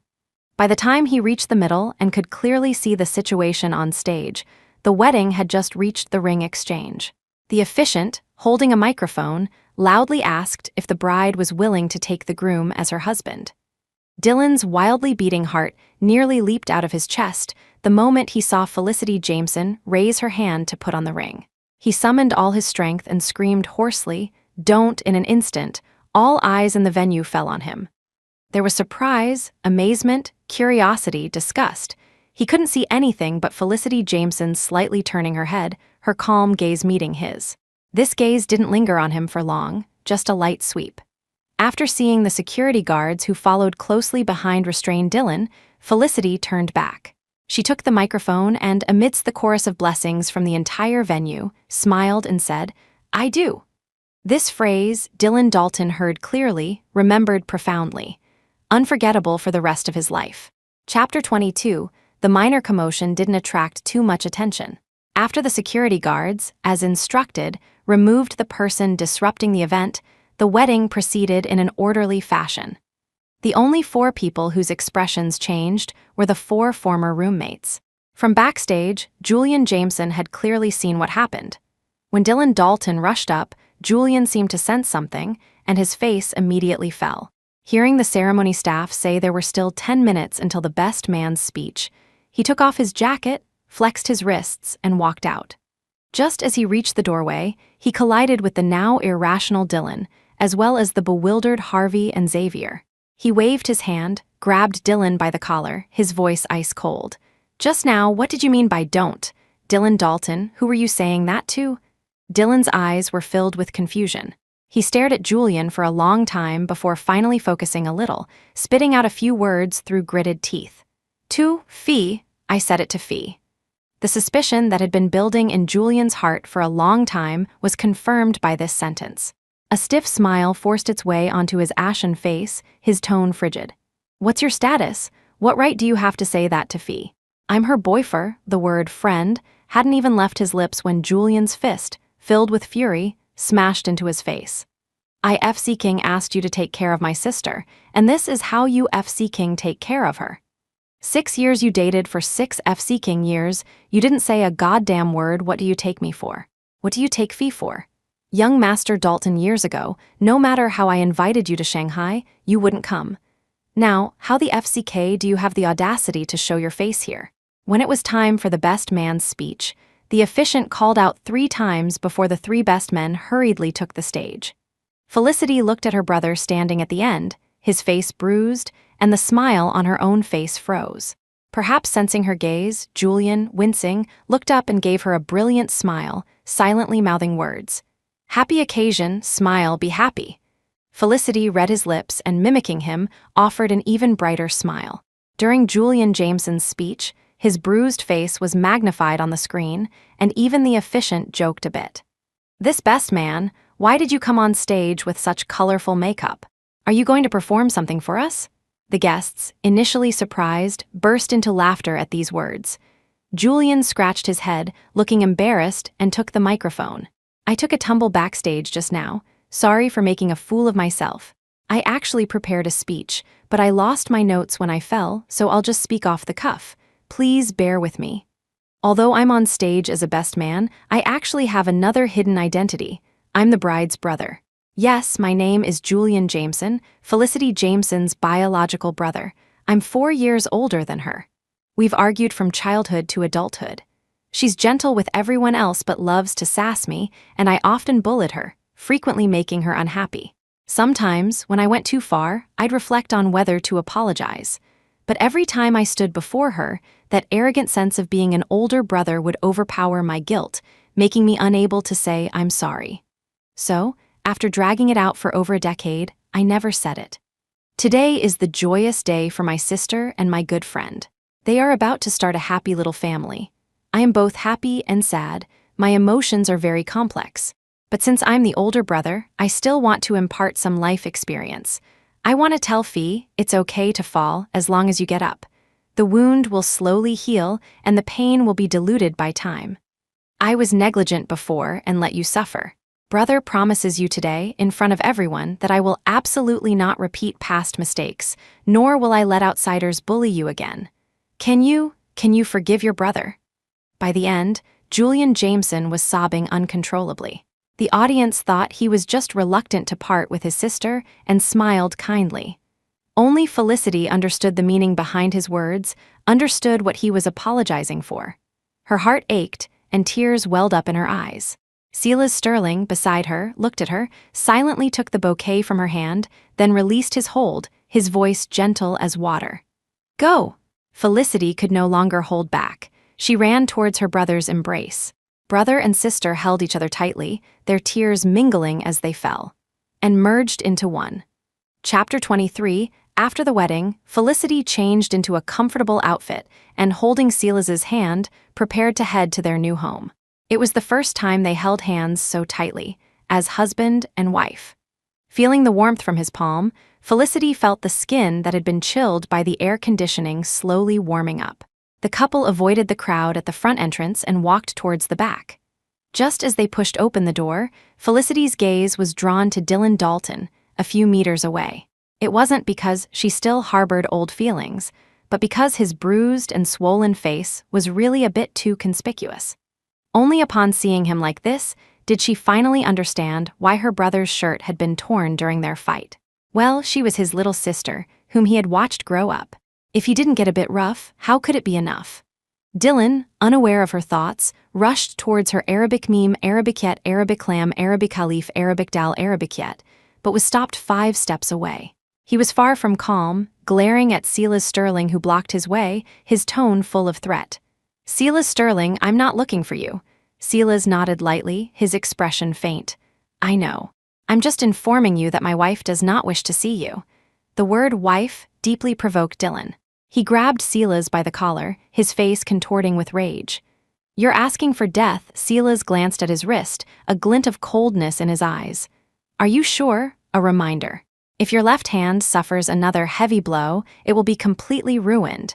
You probably won't be able to eat Western food for the rest of your life." Before Dylan could speak, Felicity interrupted him. "Silas, you can wait for me in the car. I'll handle this myself." Silas really didn't want to leave them alone. But in the end, he respected her decision, brushed Dylan's hand away, and slowly walked to the car, watching from a distance. Felicity waved, a faint smile on her face, reassuring him.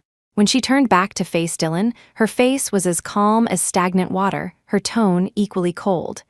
"You should have seen the breakup letter. I'm married now. Let's not see each other again. If there's anything else you want to say it all today." Dylan's heart, which had just surfaced, was pushed back into the dark depths of the lake by these few words. His face paled, a flicker of panic in his eyes, his tone stubborn. "Fee, I didn't agree to break up. It doesn't count. Come back to Northwood City with me, okay? I'm already prepared to propose to you.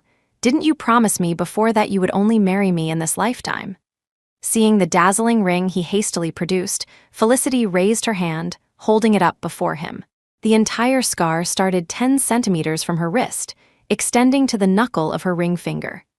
The black scab, mixed with dark medicinal residue, looked like a black dragon from an ancient painting, inspiring awe and trepidation. Dylan only glanced at it once before involuntarily lowering his head, no longer having the courage to meet her gaze. After a long silence, he finally managed to say, his voice hoarse, "I'm sorry." Felicity didn't need his apology. Because more than half a month had passed, the scabbed wound on her hand no longer hurt, only faintly itchy. She just wanted him to see the ring above the scar. This diamond ring was one she and Silas had chosen together. She had taken a liking to it at first sight. A 10-carat sapphire, not as dazzling as the one in Dylan's hand, but it was her preferred style. When Silas bought it, he had said something to her that she still remembered clearly. "Actually, from the moment I saw your photo, I had a premonition that I would spend the rest of my life with you. Although this sounds absurd, I want to tell you that what I've decided on will never change, be it matters or people. Please believe me this once." Chapter 24, Felicity had only answered him with 3 words. "Me too." She would never turn back on matters she had decided had no room for change.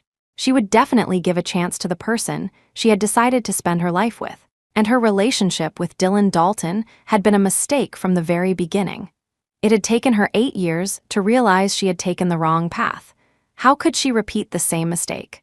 So she lifted her head, met his gaze with unwavering resolve, and told him clearly, unequivocally. Dylan Dalton, the one you liked, was never me, but the faint shadow of Livia Lockwood you saw in me. The reason I proposed breaking up was neither because I was throwing a tantrum nor because I was waiting for you to coax me, but because I no longer love you. If it's deception, it's not worth forgiving. Do you still remember saying that? You deceived me for 6 years. I don't want to forgive you, nor do I want to hate you. I just want to make a clean break with you to sever all ties. Every word, like a sharp blade, sliced Dylan's heart into 1,000 pieces. He couldn't accept this outcome, shaking his head desperately. Felicity didn't look at him. She turned around, towards the person waiting for her in the distance. I have a new family, I'm about to start a new career, my husband is planning our honeymoon trip, my future is wide open. If you still have even a shred of guilt towards me, then leave Shanghai and never appear before me again for the rest of your life. Let us forget each other in the vast sea of people. As her words fell, a smile slowly appeared on her face, and she descended the steps, one by one. She never looked back. On a summer evening, the heat had not yet dissipated. Silas Sterling held Felicity Jameson's hand, strolling along the green asphalt road. The warm breeze lifted the floral skirts of little girls on the street, causing the treetops to ripple with layers of green waves. For the first time, Felicity felt that summer was such a beautiful season.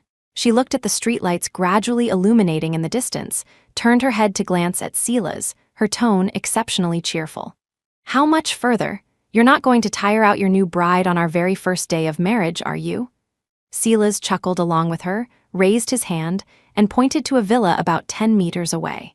Felicity looked up and saw vibrant, fire-like red. The night was deep, the light was poor, and she couldn't clearly see what it was, so she couldn't help but ask, "What is that?" Silas didn't tell her, but pulled her into a light jog. As they drew closer and pushed open the gate, Felicity saw a garden full of phoenix flowers, blooming riotously on the branches. Her eyes lit up instantly, and she tilted her head back, gazing at the dense sea of flowers. A gust of wind blew, and light red petals fluttered down. She felt as if she were in a dream. Silas watched her intently, watched her lift her skirt, watched her twirl, watched her laugh and sing a song he had never heard before. When she had had her fill of fun, he pulled her into his arms and gently picked the petals from her hair, one by one. Felicity looked up and saw her own reflection in his bright, clear eyes. She lifted her finger, waved it in front of his eyes, disturbing his thoughts. "What are you thinking about? Thinking whether to rest tomorrow or take you home to try my mother's cooking? Thinking about what else the house needs, whether you'll have trouble adjusting, thinking?" Listening to his rambling, Felicity felt a little dizzy. She stood on her tiptoes and pinched his cheek. "In such a romantic place, can't we think about something else? Then, can I think about kissing my wife?"